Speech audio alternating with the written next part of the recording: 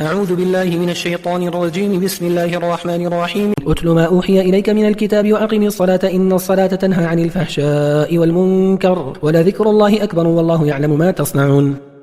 ولا تجادلوا أهل الكتاب إلا بالتي هي أحسن إلا الذين ظلموا منهم وقولوا آمنا بالذي أنزل إلينا وأنزل إليكم وإلهنا وإلهكم واحد ونحن له مسلمون. وكذلك أنزلنا إليك الكتاب فالذين آتيناهم الكتاب يؤمنون به ومن هؤلاء من يؤمن به وما يجحد بآياتنا إلا الكافرون. وما كنت تتلو من قبله من كتاب ولا تخطه بيمينك إذا لارتاب المبطلون بل هو آيات بينات في صدور الذين أوتوا العلم وما يجحد بآياتنا إلا الظالمون. وقالوا لولا أنزل عليه آيات من ربه قل إنما الآيات عند الله وإنما أنا نذير مبين. أولم يكفهم أنا أنزلنا عليك الكتاب يتلى عليهم إن في ذلك لرحمة وذكرى لقوم يؤمنون. قل كفى بالله بيني وبينكم شهيدا يعلم ما في السماوات والأرض والذين آمنوا بالباطل وكفروا بالله أولئك هم الخاسرون. ويستعجلونك بالعذاب ولولا أجل مسمى لجاءهم العذاب وليأتينهم بغتة وهم لا يشعرون. يستعجلونك بالعذاب وإن جهنم لمحيطة بالكافرين يوم يغشاهم العذاب من فوقهم ومن تحت أرجلهم ويقول ذوقوا ما كنتم تعملون. يا عبادي الذين آمنوا إن أرضي واسعة فإياي فاعبدون. كل نفس ذائقة الموت ثم إلينا ترجعون. والذين آمنوا وعملوا الصالحات لنبوئنهم من الجنة غرفا تجري من تحتها الأنهار خالدين فيها نعم أجر العاملين الذين صبروا على ربهم يتوكلون. وكأي من دابة لا تحمل رزقها الله يرزقها وإياكم وهو السميع العليم. ولئن سألتهم من خلق السماوات والأرض وسخر الشمس والقمر ليقولن الله فأنى يؤفكون. الله يبسط الرزق لمن يشاء من عباده ويقدر له إن الله بكل شيء عليم. ولئن سألتهم من نزل من السماء ماء فأحيا به الأرض من بعد موتها ليقولن الله قل الحمد لله بل أكثرهم لا يعقلون. وما هذه الحياة الدنيا إلا له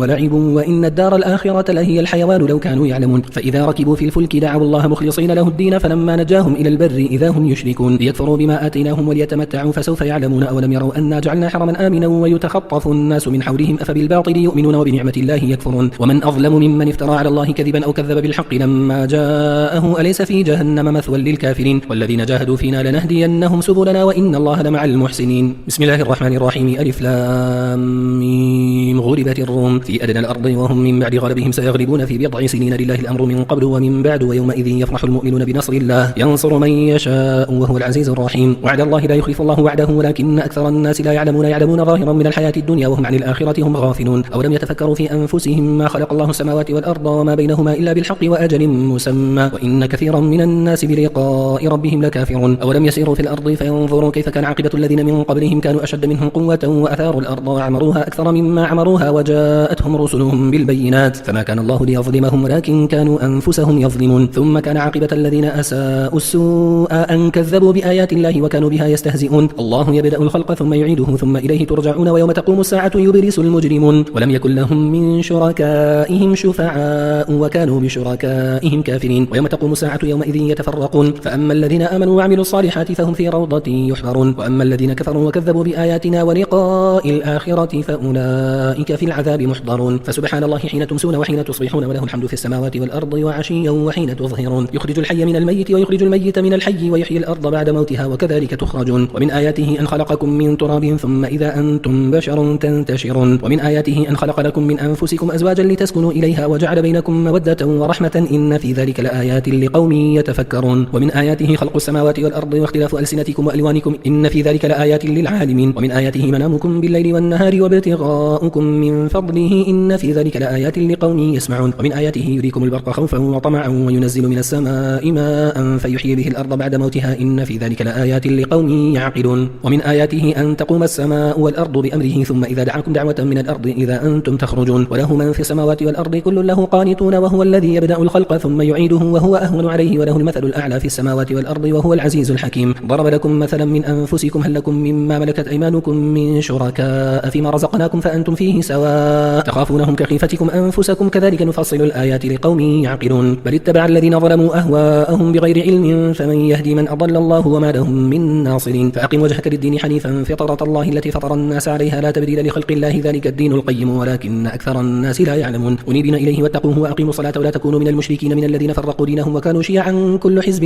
بما لديهم فرحون. وإذا مس الناس ضر دعوا ربهم منيبين إليه ثم إذا أذاقهم منه رحمة إذا فريق منهم بربهم يشركون. يشركون ليكفروا بما آتيناهم فتمتعوا فسوف تعلمون أم أنزلنا عليهم سلطانا فهو يتكلم بما كانوا به يشركون وإذا أذقنا الناس رحمة فرحوا بها وإن تصبهم سيئة بما قدمت أيديهم إذا هم يقنطون أولم يروا أن الله يبسط الرزق لمن يشاء ويقدر إن في ذلك لآيات لقوم يؤمنون فآت ذا القربى حقه والمسكين وابن السبيل ذلك خير للذين يريدون وجه الله وأولئك هم المفلحون وما آتيتم من ربا ليربو في أموال الناس فلا يربو عند الله وما آتيتم من زكاة تريدون وجه الله فأولئك هم المضعفون الله الذي خلقكم ثم رزقكم ثم يميتكم ثم يحييكم هل من شركائكم من يفعل من ذلكم من شيء سبحانه وتعالى عما يشركون ظهر الفساد في البر والبحر بما كسبت أيدي الناس ليذيقهم بعض الذي عملوا لعلهم يرجعون قل سيروا في الأرض فانظروا كيف كان عاقبة الذين من قبل كان أكثرهم مشركين فأقم وجهك للدين القيم من قبل أن يأتي يوم لا مرد له من الله يومئذ يصدعون من كفر فعليه كفره ومن عمل صالحا فلأنفسهم يمهدون ليجزي الذين آمنوا وعملوا الصالحات من فضله إنه لا يحب الكافرين ومن آياته أن يرسل الرياح مبشرات وليذيقكم من رحمته ولتجري الفلك بأمره ولتبتغوا من فضله ولعلكم تشكرون ولقد أرسلنا من قبلك رسلا إلى قومهم فجاءوهم بالبينات فانتقمنا من الذين أجرموا وكان حقا علينا نصر المؤمنين الله الذي يرسل الرياح فتثير سحابا فيبسطه في السماء كيف يشاء ويجعله كسفا فترى الودق يخرج من خلاله فإذا أصاب به من يشاء من عباده إذا هم يستبشرون وإن كانوا من قبل أن ينزل عليهم من قبله لمبلسين فانظر إلى آثار رحمة الله كيف يحيي الأرض بعد موتها إن ذلك لمحيي الموتى وهو على كل شيء قدير ولئن أرسلنا ريحا فرأوه مصفرا لظلوا من بعده يكفرون فإنك لا تسمع الموتى ولا تسمع الصم الدعاء إذا ولوا مدبرين وما أنت بهادي العمي عن ضلالتهم إن تسمع إلا من يؤمن بآياتنا فهم مسلمون الله الذي خلقكم من ضعف ثم جعل من بعد ضعف قوة ثم جعل من بعد قوة ضعفا وشيبة يخلق ما يشاء وهو العليم القدير ويوم تقوم الساعة يقسم المجرمون ما لبثوا غير ساعة كذلك كانوا يؤفكون وقال الذين أوتوا العلم والإيمان لقد لبثتم في كتاب الله إلى يوم البعث فهذا يوم البعث ولكنكم كنتم لا تعلمون فيومئذ لا ينفع الذين ظلموا معذرتهم ولا هم يستعتبون ولقد ضربنا للناس في هذا القرآن من كل مثل ولئن جئتهم بآية لا يقولن الذين كفروا إن أنتم إلا مبطلون كذلك يطبع الله على قلوب الذين لا يعلمون فاصبر إن وعد الله حق ولا يستخفنك الذين لا يوقنون بسم الله الرحمن الرحيم ألف لام ميم تلك آيات الكتاب الحكيم هدى ورحمة للمحسنين الذين يقيمون الصلاة ويؤتون الزكاة وهم بالآخرة هم يوقنون أولئك على هدى من ربهم وأولئك هم المفلحون ومن الناس من يشتري لهو الحديث ليضل عن سبيل الله بغير علم ويتخذها هزوا أولئك لهم عذاب مهين وإذا تتلى عليه آياتنا ولا مستكبرا كأن لم يسمعها كأن في أذنيه وقرا فبشره بعذاب أليم إن الذين آمنوا وعملوا الصالحات لهم جنات النعيم خالدين فيها وعد الله حقا وهو العزيز الحكيم خلق السماوات بغير عمد ترونها وألقى في الأرض رواسي أن تميد بكم وبث فيها من كل دابة وأنزلنا من السماء ماء فأنبتنا فيها من كل زوج كريم هذا خلق الله فأروني ماذا خلق الذين من دونه بل الظالمون في ضلال مبين ولقد آتينا لقمان الحكمة أن اشكر لله ومن يشكر فإنما يشكر لنفسه ومن كفر فإن الله غني حميد وإذ قال لقمان لابنه وهو يعظه يا بني لا تشرك بالله إن الشرك لظلم عظيم ووصينا الإنسان بوالديه حملته أمه وهنا على وهن وفصاله في عامين أن اشكر لي ولوالديك إلي المصير وإن جاهداك على أن تشرك بي ما ليس لك به علم فلا تطعهما وصاحبهما في الدنيا معروفا واتبع سبيل من أناب إلي ثم إلي مرجعكم فأنبئكم بما كنتم تعملون يا بني إنها إن تكن مثقال حبة من خردل فتكن في صخرة أو في السماوات أو في الأرض يأتي بها الله إن الله لطيف خبير يا بني أقم الصلاة وأمر بالمعروف وانهى عن المنكر واصبر على ما أصابك إن ذلك من عزم الأمور ولا تصعر خدك للناس ولا تمشي في الأرض مرحا إن الله لا يحب كل مختار فخور وقصد في مشيك واغضض من صوتك إن أنكر الأصوات لصوت الحمير ألم تروا أن الله سخر لكم ما في السماوات وما في الأرض وأسبغ عليكم نعمه ظاهرة وباطنة ومن الناس من يجادل في الله بغير علم ولا هدى ولا كتاب منير وإذا قيل لهم اتبعوا ما أنزل الله قالوا بل نتبع ما وجدنا عليه آباءنا أولو كان الشيطان يدعوهم إلى عذاب السعير ومن يسلم وجهه إلى الله وهو محسن فقد استمسك بالعروة الوثقى وإلى الله عاقبة الأمور ومن كفر فلا يحزنك كفرهم إلينا مرجعهم فننبئهم بما عملوا إن الله عليم بذات الصدور نمتعهم قليلا ثم نضطرهم إلى عذاب غليظ ولئن سألتهم من خلق السماوات والأرض ليقولن الله قل الحمد لله بل أكثرهم لا يعلمون لله ما في السماوات والأرض إن الله هو الغني الحميد ولو أن ما في الأرض من شجرة أقلام والبحر يمده من بعده 7 أبحر ما نفدت كلمات الله إن الله عزيز حكيم ما خلقكم ولا بعثكم إلا كنفس واحدة إن الله سميع بصير ألم تر أن الله يولج الليل في النهار ويولج النهار في الليل وسخر الشمس والقمر كل يجري إلى أجل مسمى وأن الله بما تعملون خبير ذلك بأن الله هو الحق وأن ما يدعون من دونه الباطل وأن الله هو العلي الكبير ألم تر ترى أن الفلك تجري في البحر بنعمة الله ليريكم من آياته إن في ذلك لآيات لكل صبار شكور وإذا غشيهم موج كالظلل دعوا الله مخلصين له الدين فلما نجاهم إلى البر فمنهم مقتصد وما يجحد بآياتنا إلا كل ختار كفور يا أيها الناس اتقوا ربكم واخشوا يوما لا يجزي والد عن ولده ولا مولود هو جاز عن والده شيئا إن وعد الله حق فلا تغرنكم الحياة الدنيا ولا يغرنكم بالله الغرور إن الله عنده علم الساعة وينزل الغيث ويعلم ما في الأرحام وما تدري نفس ماذا تكسب غدا وما تدري نفس بأي أرض تموت إن الله عليم خبير بسم الله الرحمن الرحيم ألف لام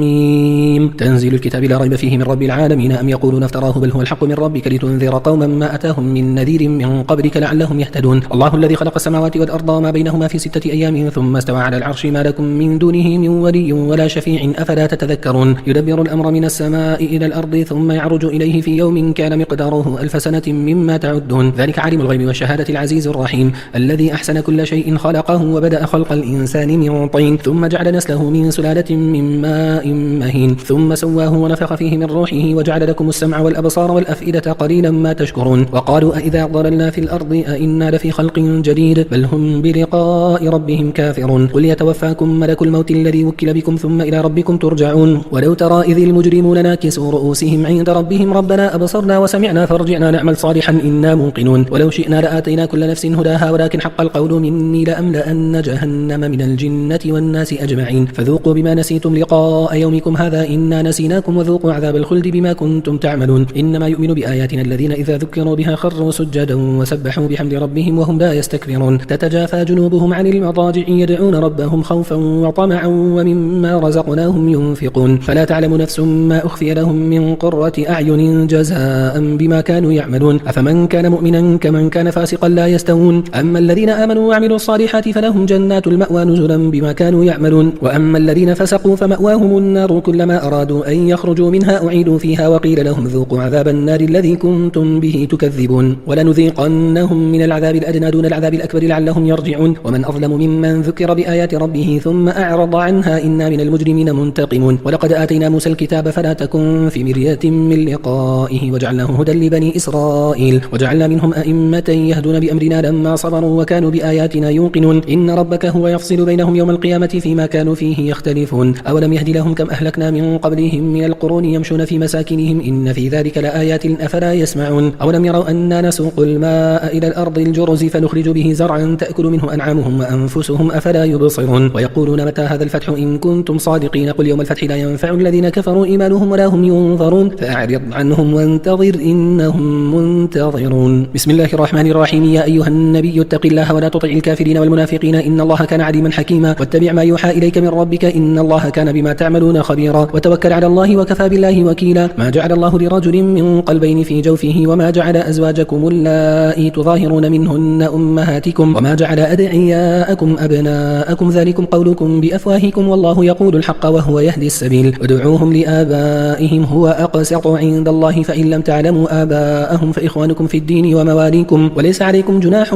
فيما أخطأتم به ولكن ما تعمدت قلوبكم وكان الله غفورا رحيما النبي أولى بالمؤمنين من أنفسهم وأزواجه أمهاتهم وأولو الأرحام بعضهم أولى ببعض في كتاب الله من المؤمنين والمهاجرين إلا أن تفعلوا إلى أوليائكم معروفا كان ذلك في الكتاب مسطورا وإذ أخذنا من النبيين ميثاقهم ومنك ومن نوح وإبراهيم وموسى وعيسى بن مريم وأخذنا منهم ميثاقا غليظا ليسأل الصادقين عن صدقهم وأعد للكافرين عذابا أليما يا أيها الذين آمنوا اذكروا نعمة الله عليكم إذ جاءتكم جنود فأرسلنا عليهم ريحا وجنودا لم تروها وكان الله بما تعملون بصيرا إذ جاءوكم من فوقكم ومن أسفل منكم وإذ زاغت الأبصار وبلغت القلوب الحناجر وتظنون بالله الظنون هنالك ابتلي المؤمنون وزلزلوا زلزالا شديدا وإذ يقول المنافقون والذين في قلوبهم مرض ما وعدنا الله ورسوله إلا غرورا وإذ قالت طائفة منهم يا أهل يثرب لا مقام لكم فارجعوا ويستأذن فريق منهم النبي يقولون إن بيوتنا عورة وما هي بعورة إن يريدون إلا فرارا ولو دخلت عليهم من أقطارها ثم سئلوا الفتنة لآتوها وما تلبثوا بها إلا يسيرا ولقد كانوا عاهدوا الله من قبل لا يولون الأدبار وكان عهد الله مسؤولا قل لن ينفعكم الفرار إن فررتم من الموت أو القتل وإذا لا تمتعون إلا قليلا قل من ذا الذي يعصمكم من الله إن أراد بكم سوءا أو أراد بكم رحمة ولا يجدون لهم من دون الله وليا ولا نصيرا قد يعلم الله المعوقين منكم والقائلين لإخوانهم هلم إلينا ولا يأتون البأس إلا قليلا أشحة عليكم فإذا جاء الخوف رأيتهم